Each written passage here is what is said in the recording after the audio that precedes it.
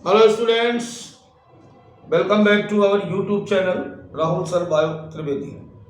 तो बच्चों, आज हम लोग फिर से एक थीम बैच के अंतर्गत द लिविंग वर्ल्ड में सेकंड लेक्चर की बात करेंगे। डाइवर्सिटी इन लिविंग वर्ल्ड, सजीव जगत की विविधता के बारे में बात की जाएगी।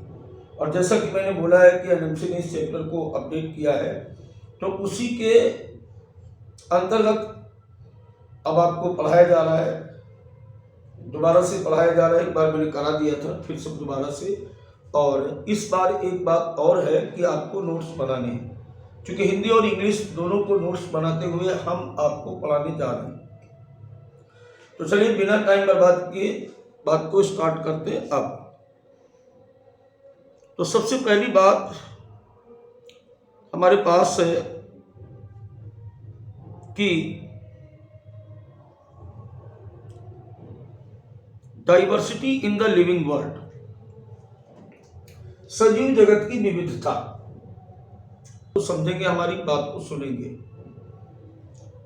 देखिए, विविधता शब्द कहीं पर भी आ जाए, वेरिएशन भिन्नता वो अलग चीज होती है, विविधता अलग चीज।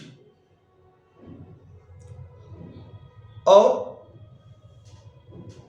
जहां पर ये बात जुड़ गई कि सजीव जगत की विविधता, हम अपने घर से निकलते हैं, अपने चारों तरफ के वातावरण में, आसपास के परिवेश में, इधर उधर दाएं बाएं, जब भी हम देखते हैं तो अपने आसपास हजारों सैकड़ों प्रकार के जंतु दिखाई देते हैं। कहीं काकरोच, मक्खी, गाय, भेड़, बकरी,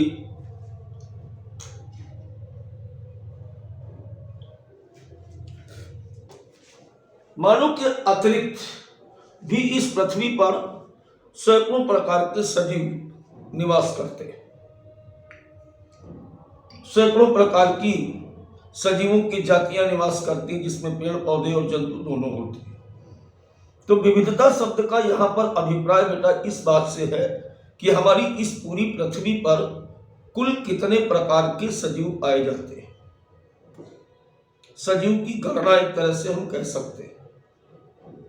एक शब्द में अगर बोले तो पृथ्वी पर पाए जाने वाले विभिन्न प्रकार के सजीवों की गणना, उनके बीच की जानकारी, या उनका एक जाति से दूसरी जाति का जो अध्ययन है, बीच का अंतर का अध्ययन है, उसे हम बेटा विविधता कहते हैं। अब इसके हिसाब से एनसीईआरटी ने यहां पर एक लाइन लिखी बेटा कि प्रॉपर वे में अब तक according to IUCN approximately 1.7 to 1.8 million species have been scientifically named as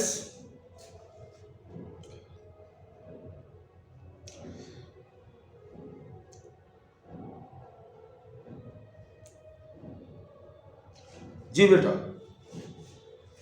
according to IUCN approximately 1.7 to 1.8 million species have been scientifically named as classified.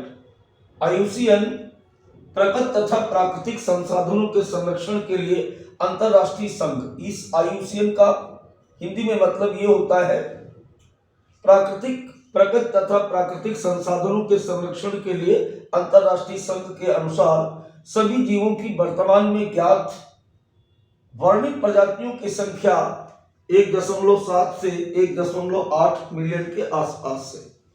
तो ये हमारी विविधता है। 1.7 to 1.8 million species existed in our earth. प्रकार, सजीवों के प्रकार, जातियों के प्रकार जो वैज्ञानिकों ने अब तक खोजी। तो बात वही आ गई कि विविधता का मतलब ये है कि भिन्न प्रकार के जो जंतु हमारे इस पृथ्वी पर पाए जाते हैं, उनके अध्ययन को हम बायोडाइवर्सिटी कहते हैं।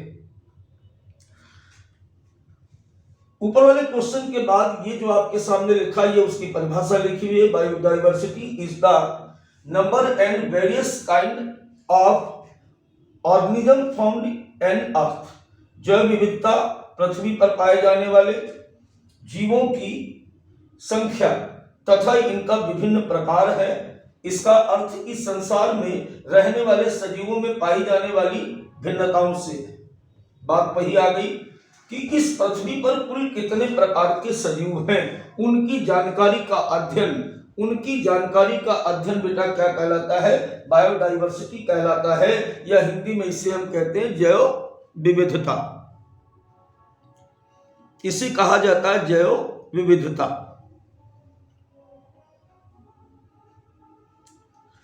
क्लियर हो गई बात? दो बातें आपको सिखाई गई छोटे शब्दों में, अगर बात को समझे कि पृथ्वी पर कुल सजीवों के संख्या के बारे में, उनकी जातियों के संख्या के बारे में अध्ययन क्या कहलाता है? बायोडाइवर्सिटी कहलाता है। How many species existed in our earth, इनकी काउंटिंग नंबर स्टडी को हम बायोडाइवर्सिटी कहते हैं। साइंटिफिकली, दूसरा क्वेश्चन, साइंटिफिकली अब तक 1.7 to 1.8 मिलियन स्पीसीज के बारे में जानकारी हमें प्राप्त हुई है। अब देखिए एक बात और बात करते हैं। एक शब्द होता है आइडेंटिफिकेशन, इसको भी एनसीईआरटी ने यहां पर फोकस किया। आइडेंटिफिकेशन के बारे में हम क्या बात करते हैं? आइडेंटिफिकेशन का मतलब है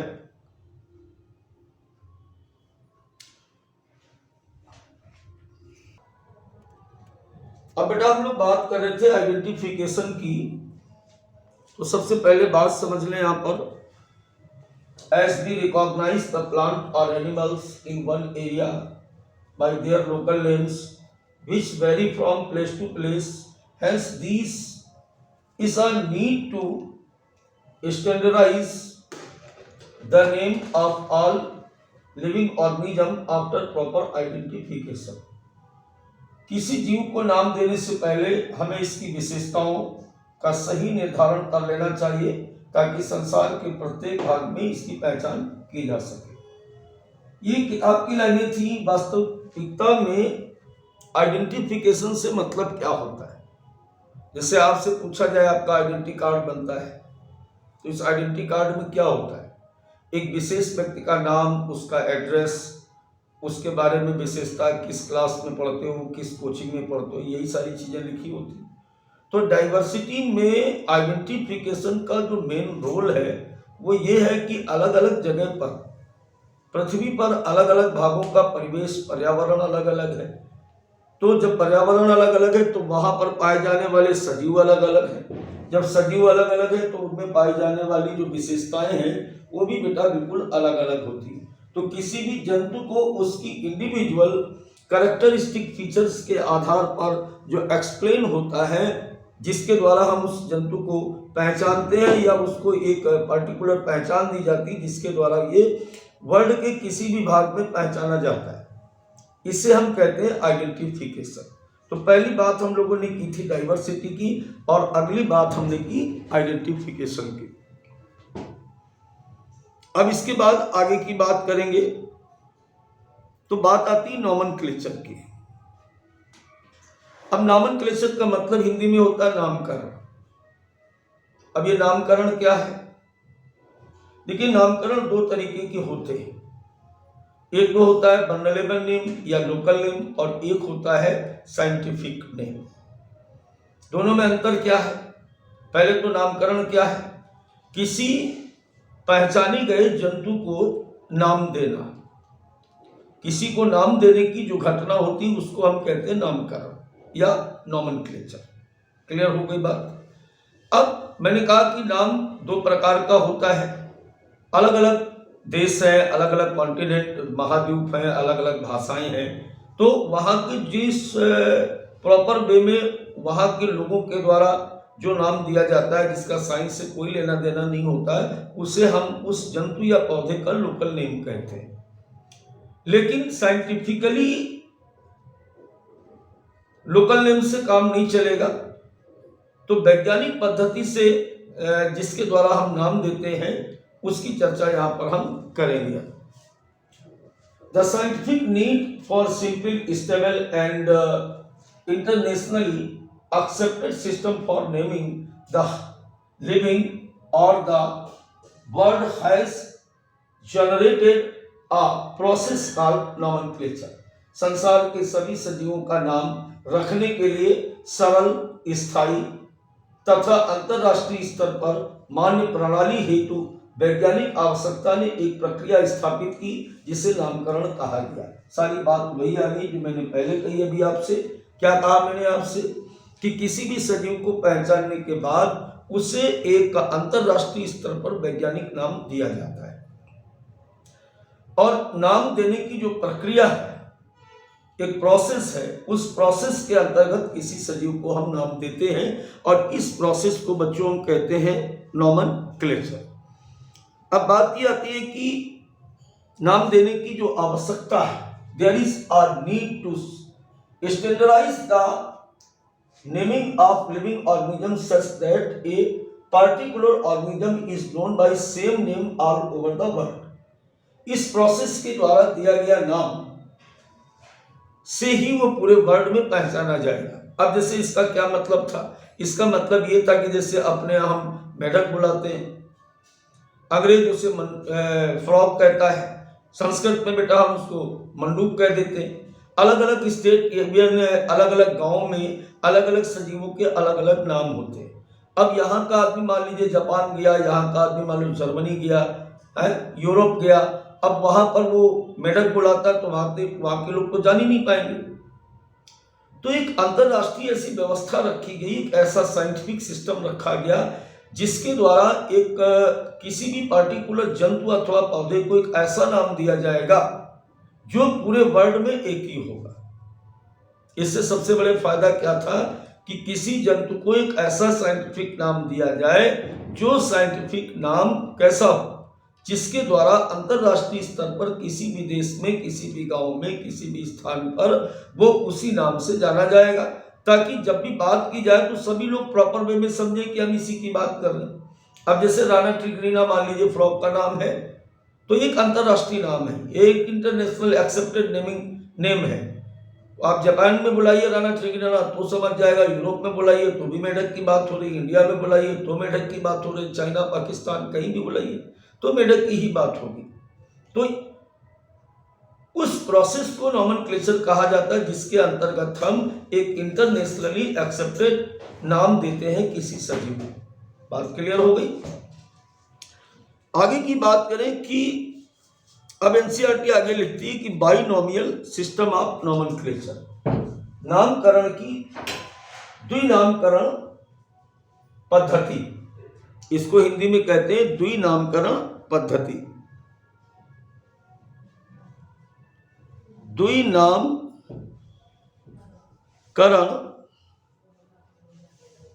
पद्धति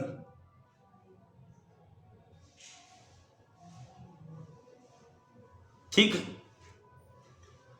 अब ये द्विनामकरण पद्धति क्या है बेटा, एक वैज्ञानिक थे जिनका नाम था कैरोलस लिनियस, आगे भी बात करेंगे। उन्होंने एक विशिष्ट तरीका बनाया जिसके अनुसार किसी भी सजीव को नाम दिया जाएगा। ठीक है, अगर पहला क्वेश्चन यहां पर क्या है कि अगर आपसे पूछा जाए द्विनामकरण पद्धति किसने दी, तो आंसर क्या आएगा, कैरोलस लिनियस। अब बात करें आगे, scientific name have been standardised through some identical agencies. अब जैसे अपने यहाँ क्या होता है, अपने यहाँ क्या होता है कि जब भी कोई बच्चा पैदा होता है या नया जंतु देखते हैं तो अपना कोई भी नाम रख देते हैं, लेकिन साइंटिफिक नेम जब भी कोई नया जंतु मिलता है तो साइंटिफिक नेम सभी नहीं दे सकते। एक वैज्ञानिक संस्थाएं बनाई गई, उन वैज्ञानिक संस्थाओं के द्वारा किसी सजीव को नाम दिया जाता है।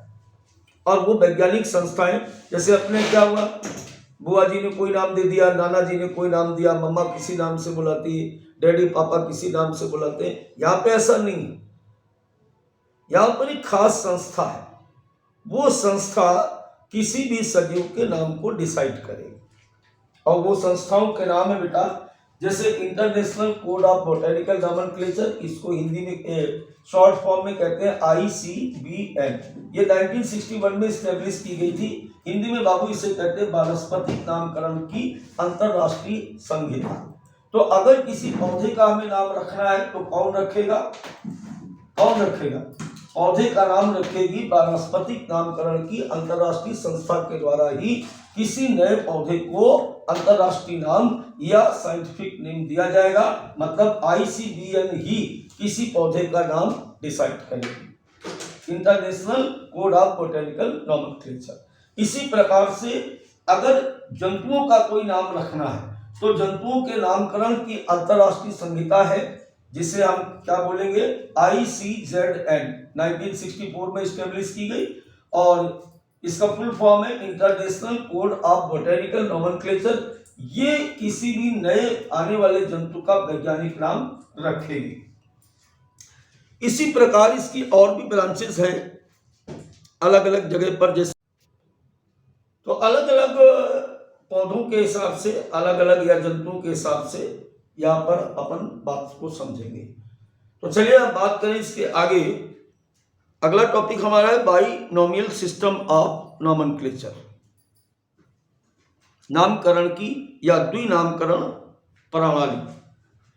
तो जैसा कि अभी मैंने कहा था कि एक सिस्टमेटिक तरीके से कोई भी साइंटिफिक नेम दिया जाता है, और वो सिस्टमेटिक नेम जो है आजकल जो प्रचलन में है उसे हम कहते हैं बाइनोमियल नॉमेनक्लेचर, यानी द्विनामकरण पद्धति या द्विनामकरण प्रणाली।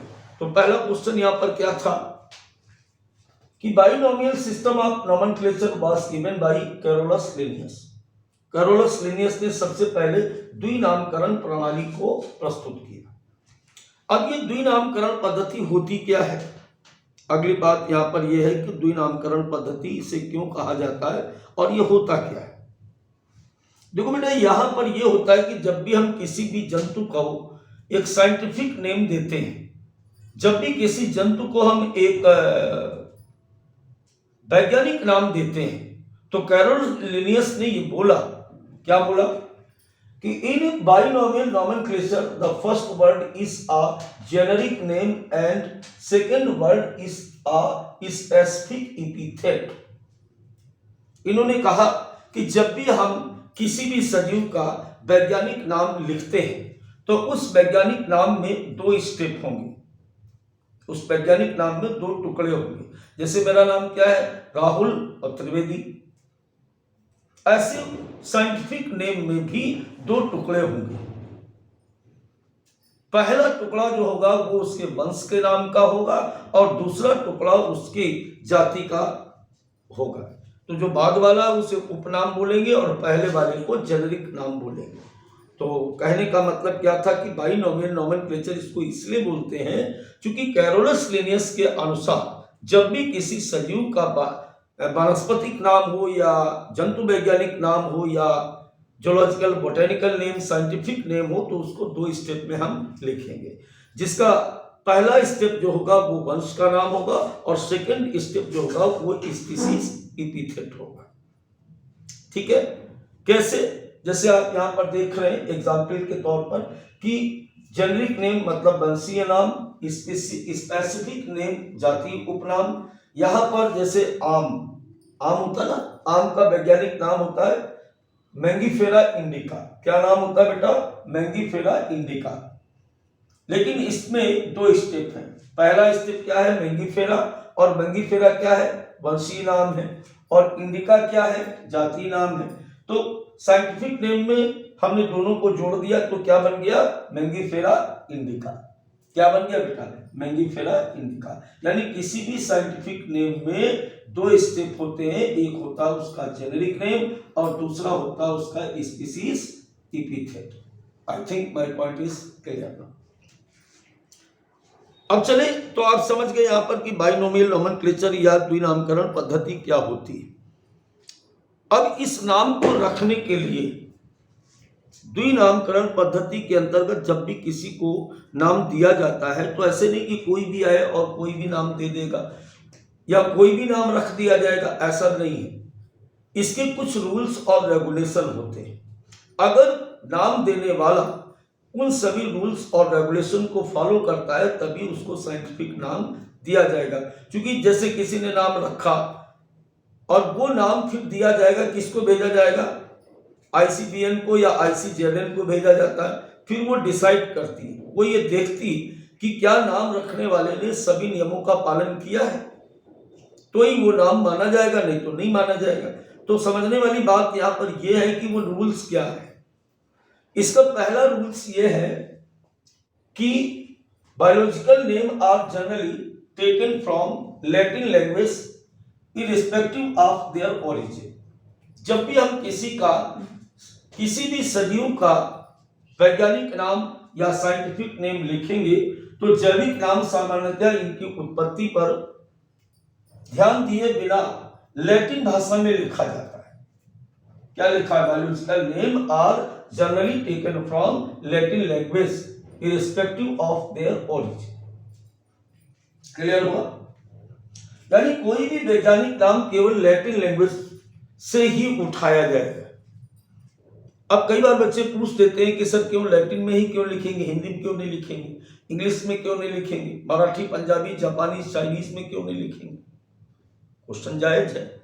बेटा लैटिन लैंग्वेज एक डेड लैंग्वेज है और जो डेड लैंग्वेज होती है उसमें कोई भी टर्म ना तो जुड़ता है और ना ही उससे कोई टर्म हटता है।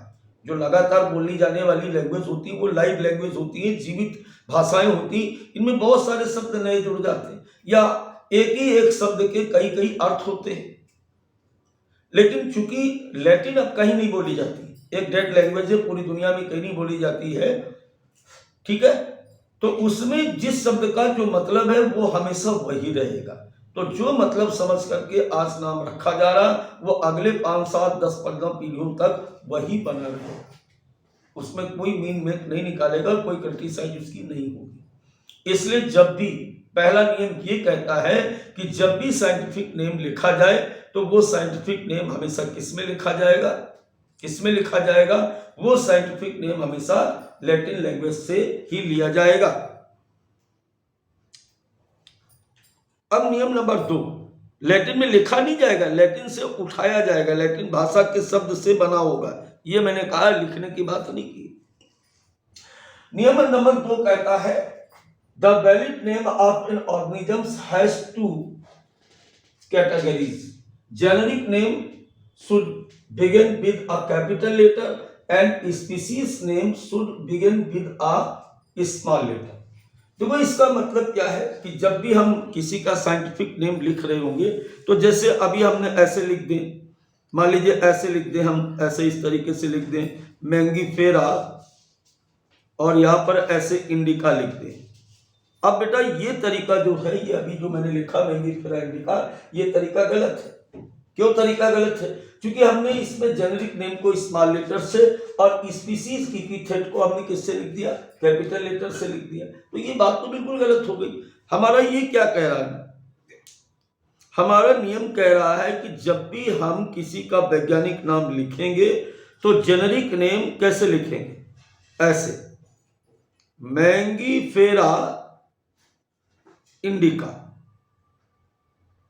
अब ये सही लिखा है, कैपिटल से हम जेनेरिक नेम को कैपिटल से स्टार्ट करेंगे और स्पीशीज एपिथेट को हमेशा स्मॉल लेटर से लिखा जाएगा। तो नियम नंबर 2 समझ में आया। प्रत्येक जीव को केवल एक नाम दिया जाता है जिसमें 2 शब्द होते हैं। जैविक नाम में पहला शब्द इसके वंश को दर्शाता है जबकि दूसरा घटक इसकी जाति उपनाम को दर्शाता है। क्लियर हुआ? और इसमें भी जब भी हम वंशी नाम को लिखेंगे तो कैपिटल लेटर से स्टार्ट करेंगे और जाति नाम को स्मॉल लेटर से स्टार्ट करेंगे।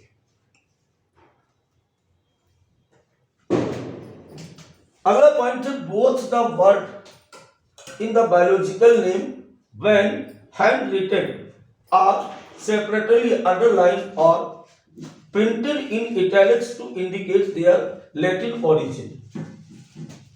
देखो 2 बातें यहां पर ध्यान रखेंगे। अगला नियम क्या कह रहा है? अगला नियम ये कह रहा है कि अगर हम किसी नाम को हाथ से लिखते हैं, मान लीजिए यहां पर हमने लिखा इस तरीके से, मैंने लिखा यहां पर राना और टिगरीना, ऐसे लिखा, तो नियम कहता है कि दोनों के नीचे इस प्रकार अलग अलग क्या करना पड़ेगा हमको, दोनों के नीचे हमें यहाँ पर अंडरलाइन इस तरीके से करनी पड़ेगी। जैसे राणा के नीचे अलग अंडरलाइन, रीना के नीचे अलग अंडरलाइन लिखना पड़ेगा। ठीक है, और क्या करना पड़ेगा, इसको हमें कुछ झुका के लिखना पड़ेगा। कैसे झुका के, जैसे लैटिन ओरिजिन में ये बात पता चल सके कि ये लैटिन में लिखा गया, इस तरीके से ऐसे लिखना, राणा ट्रिगरीना, सीधा सीधा नहीं लिखना, क्योंकि लैटिन लैंग्वेज हमेशा इस तरीके से झुका के लिखी जाती है। बात समझ में आ गई आपको? जिस तरीके से ये देखो झुका के लिखा ना, इस तरीके से आपको लिखना है। तो नियम नंबर तीसरा क्या कहता है कि जब भी किसी का नाम लिखें तो एक बात ध्यान दें कि अगर हम प्रिंट कर रहे हैं तो टेढ़ा करके लिखेंगे, और अगर हाथ से लिख रहे हैं, ये हाथ से लिखा गया, ये प्रिंट किया गया, सपोज करो प्रिंट करोगे तो आपको इटैलिक्स फॉर्म में लिखना पड़ेगा, और अगर हाथ से लिख रहे हैं तो दोनों के नीचे अलग अलग अंडरलाइन करनी होती। तो ये नियम नंबर हो गया 3। अगले नियम की अगर बात करें, नियम नंबर 4, देखिए नियम नंबर 4 जो है प्रिंसिपल ऑफ प्रायोरिटी, ये क्या कह रहा है, it is the most important of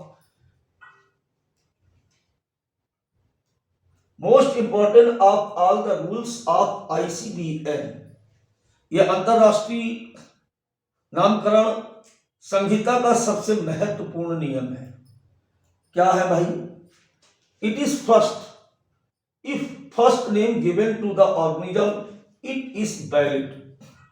जो भी पहले किसी जंतु के नाम की संस्तुति करेगा वही मान्य होगा। ठीक है, इन टर्म्स ऑफ रूल, अगर सभी नियमों को मानते हुए किसी भी वैज्ञानिक ने उस नाम की संस्तुति की है तो सबसे पहले जिसके कागज पहुंचेंगे ICBN के पास, उसी नाम को मान्यता दी जाएगी। That will be considered at the first preference, सबसे पहले प्राथमिकता उसी को दी जाएगी। And other valid name given after that will be considered as synonyms. अब मान लीजिए कोई किसी और व्यक्ति ने बिल्कुल सही रूल्स रेगुलेशन को ध्यान में रखते हुए उसने भी अपना नाम दिया है, तो उस नाम को मान लिया जाएगा, लेकिन उसका समानार्थी माना जाएगा। सबसे पहले उसी को क्या किया जाएगा, उसी को मान्यता मिलेगी जो सबसे पहले जिसने इस नियम को दिया। बड़े ध्यान से सुना करो, कई बार थ्योरेटिकल चैप्टर होते हैं तो इसमें बहुत ज्यादा कलाकारी दिखाने की जरूरत नहीं होती है, वही चीजें आपको लर्न करनी पड़ेंगी जो अपने सिलेबस में है, जो अपने बुक में है। तो मैं बात कर रहा था, no name are recognise prior to those